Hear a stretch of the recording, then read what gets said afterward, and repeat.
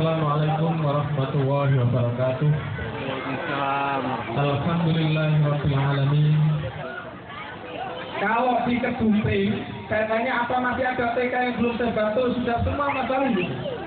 Di Nimbang juga sudah semua, di Modok juga sudah semua, di Brondong sama Pasiran belum karena jumlahnya banyak. Nih di TK Pasiran kalau Brondong kabeh liyane rauman.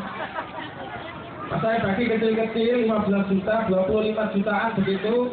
Saatnya duit dibilangkan baginya kayak dagingnya pilih-pilih. Tapi supaya roto merasakan seperti itu. Ibu-ibu kepala sekolah itu ketika dalam pencairan ke APBD ke Pemprov, wah dulu luar biasa mereka ceritanya. Mas Ali seumur-umur, saya ini baru kali ini ke kantor gubernur ke lantai 5 tanda tangan pencairan duit seperti itu. Masya Allah, semuanya minta ampun mereka cerita. Saya bilang, Bu, itu pengalaman itu jauh lebih mahal daripada 20 atau 15 juta yang jenengan terima, saya bilang itu. Dan mereka berpengalaman sekali. Ya apa caranya golek duit ini tak buka kerannya lebar-lebar.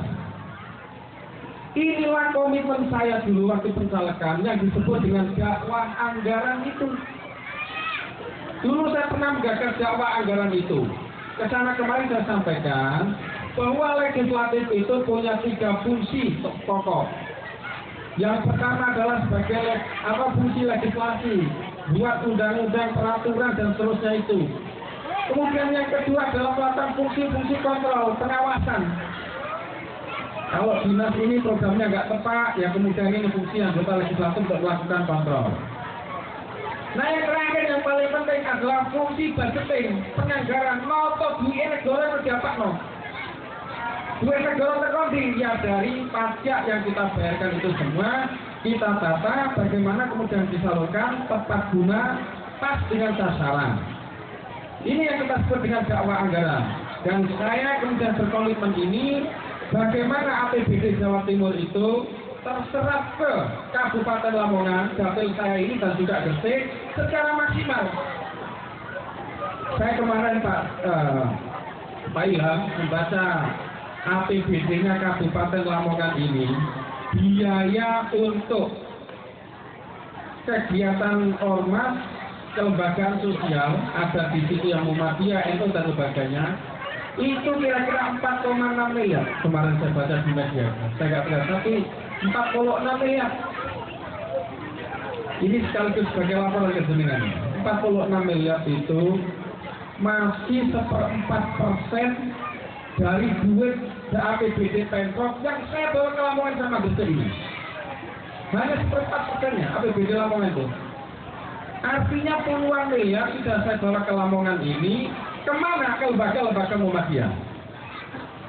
Nah termasuk salah satunya ini nanti tahun depan, insya Allah kayaknya bulan Desember Pak Pimpinan Ranting, jadi kan belum tahu perkembangannya secara jalan. Desember insya Allah nanti cair sebesar yang tadi disebut Pak Ilham tadi itu dinas. Dan nanti itulah sudah untuk fisik semua. Dan nanti di dinas pendidikannya isinya ini bagian dinas pendidikan. Boleh kabel itu saya bantu kan juga menarik Pak. Tugasnya dinas pendidikan terus topeng, padahal anggaran dinas pendidikan itu besar. APBD ini mengharuskan 20% untuk anggaran pendidikan. Kalau kemudian saya bantu tentu juga gratis. Kalau semuanya saya bantu, tanggung jawab sosial kita termasuk para donatur ini juga nggak ada.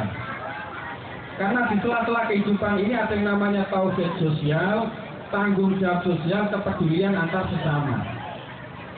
Kalau kemudian semuanya langsung dikucuri dengan bantuan-bantuan, kita ini seperti akan menjadi manusia-manusia pengemis dan kemudian tidak menjadi manusia-manusia memiliki mental pemberi.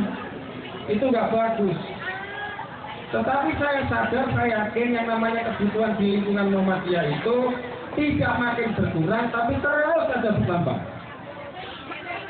Saya sudah alami betul ratusan lembaga sekolah di Muhammadiyah ini seperti banjir salah-salah banjir bantuan. Tetapi yang sudah saya cari ketika ketemu saya atau datang ke tempat saya, bunyinya masih apa? Mas Ali masih kurang. Tolong tambah gedung yang ini, Masya Allah. Sampai tak bantu sakmono kok sik kurangi opo, Pak? Lah liyane aroman dibakas sing rata saya bilang gitu. Masalah gak percaya delok sampai delok rono lah. Betul ketika saya selidiki misalkan saya putari diam-diam saya sebagai anggota DPR tak sepes di mobilku, tak tangani sekolah itu dibangun apa enggak, alhamdulillah. Contoh kemarin terakhir mulai dari Sedayu ada 2 lembaga, MI sama SMA, kemudian Ngesong, Labuan, Tambon. Saya puteri nanti itu. Dan pada saat seperti itu saya melihat dengan mata kepala sendiri kan sedang bangun. Bangun dari mana ya duit kalian kemudian saya usahakan itu. Hati saya luar biasa senang, alhamdulillah. Ternyata dipakai bangun tenanan. Orang dipakai untuk memperkaya diri sendiri seperti itu.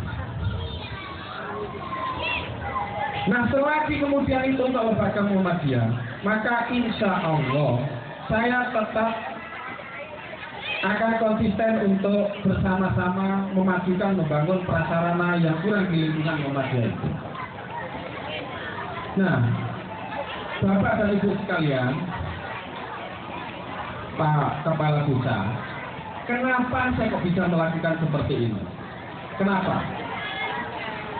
Kenapa saya bisa menata anggaran seperti ini? Semata-mata karena jabatan legislatif. Kalau saya gak legislatif, juga ini sok nonton kayak ngono itu. Anggota legislatif nek menengah kan buka keran komunikasi kepada konstituen, ya tetap kayak itu. Api-apinya nih proposal lu api tumpuk-tumpuk. Tapi nek lembaga legislatifnya nggak buka komunikasi dengan konstituennya, ya tetap saja tidak dapat. Kenapa saya membuka ini tanpa diminta pun saya buka? Kalau saya ini sejak kecil lahir dari rahim Muhammadiyah, mulai TK, ABA sampai perguruan tinggi itu Muhammadiyah semua. TK ABA sampai kecuali S2 saya saja, karena memang di S2 saja nggak ada jurusan itu, saya terpaksa kuliah di IAIN S2 ini. Saya sejak dulu memang nggak kepingin, apalagi di desa saya itu, kayak namanya desa saya di Solokuro sana, asli saya di Solokuro. Kalau sekolah di negeri rasanya gak menarik, makanya orang SD negeri, SMP negeri gak oleh murid ke tempatku.